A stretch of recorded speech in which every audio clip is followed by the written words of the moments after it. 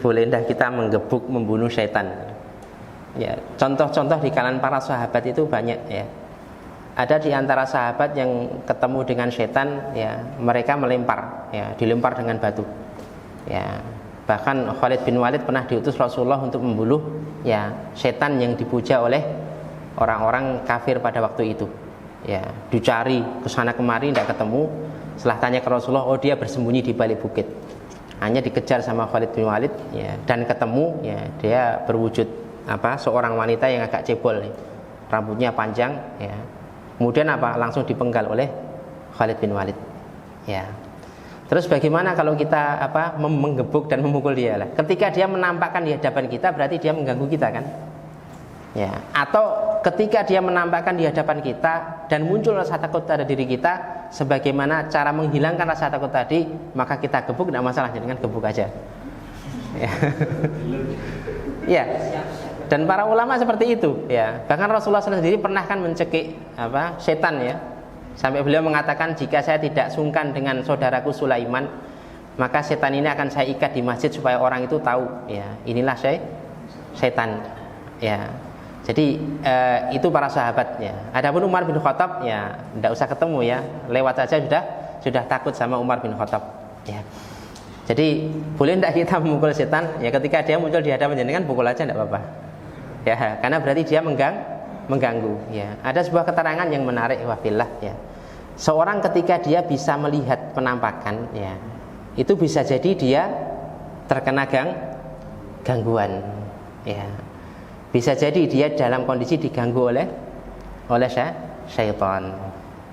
Dan Allah Subhanahu wa taala sebutkan, ya, ittakhaduhu aduwa, ya. Jadikan syaitan itu sebagai musuh kalian, ya. Sebagian ulama tafsir mengatakan bagaimana kita menjadikan syaitan sebagai musuh kita dengan mentaati perintah Allah Subhanahu wa taala, ya. Ketika kita taat perintah Allah, berarti secara otomatis menjadikan syaitan sebagai musuh kita. Kalau perlu bonus tambahan tidak apa-apa, ketika keluar pukul aja tidak apa-apa. Ya. Ya, kadang orang itu menghilangkan takut seperti itu, ya. Ya, dan itu perlu kita latih. Kenapa? Ya, kita di Indonesia itu dibiasakan seperti itu memang, ya. Sejak dari kecil kita sudah bisa didongengi dengan dongeng-dongeng misteri, ya, dongeng-dongeng menakutkan, sehingga ketika dewasa itu terpengaruh kepada diri kita. Ya, lewat di tempat angker, lewat di tempat sepi, kita merasa takut dan sebagainya. Ya, sebenarnya sama aja. Ya, mereka makhluk seperti kita. Ya, dan umumnya mereka takut kepada kita. Ya, dulu pernah kita sampaikan, salah satu sebab turunnya surat jin, ya, itu karena ada seorang yang lewat ke suatu lembah. Ya, ketika dia masuk ke lembah tadi, jin dan setan di situ tuh keluar semua, takut semua. Ada manusia, keluar semua sudah, takut mereka. Nah, ternyata orang yang turun tadi, dia mengatakan, saya berlindung kepada Sayyidi hadal wadi. Saya berlindung kepada penghuni lembah ini. Ya, akhirnya setan, podowai, ternyata dia takut sama kita. Fazaduhum rohaqo. Akhirnya mereka tambah besar. Mereka tambah berani kepada manusia. Ya, aslinya mereka takut kepada kita. Ya, yang tidak asli itu apa? Kita takut kepada mereka. Ya, maka kembalikan kepada yang asli, ya.